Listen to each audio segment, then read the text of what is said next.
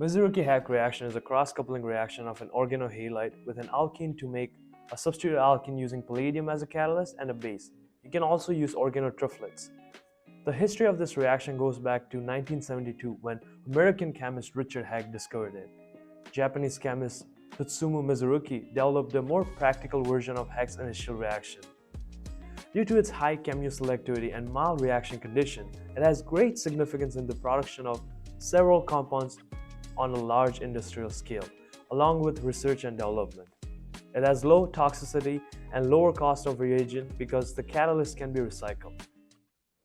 In order to form this substituted alkene from this terminal alkene, we require aryl halide in the presence of palladium-0 and a base. You can also use organotriplet.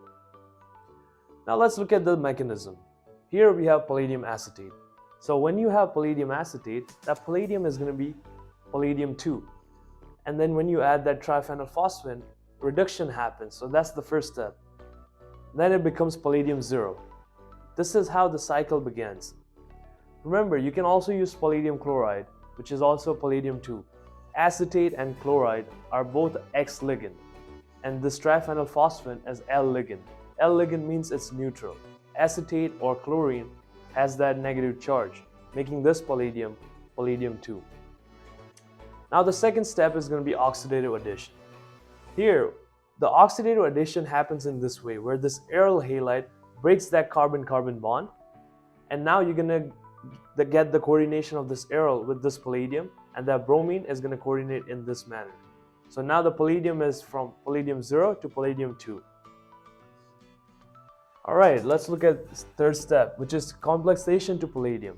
So this terminal alkene is going to coordinate in this manner. So it's going to be in the middle. Since it's coordinating in this fashion, the palladium is still palladium-2. And one of the triphenylphosphine is going to come off. Fourth step is going to be cis insertion. Here, this coordination between aryl and palladium is going to break, and it's going to attack itself on this carbon, and this coordination is also going to change. So palladium is obviously going to grab one more triphenylphosphine to remain in palladium-2, and now the palladium is going to coordinate here on this carbon, and this, your aryl group, is going to be now attached to this carbon. So your beta carbon is going to have that aryl group, and your alpha carbon is going to be now coordinating with palladium. So here the fifth step is going to be rotation. So in order for this aryl to come out of the page, rotation must happen, which will make that hydrogen accessible to this palladium.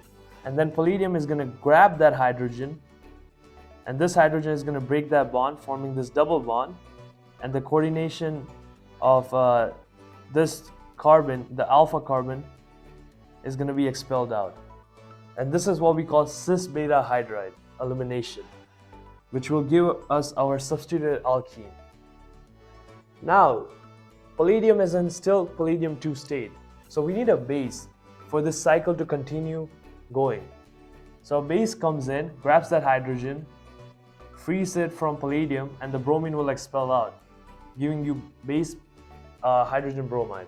And the cycle will continue now, since we have this palladium in 0 state.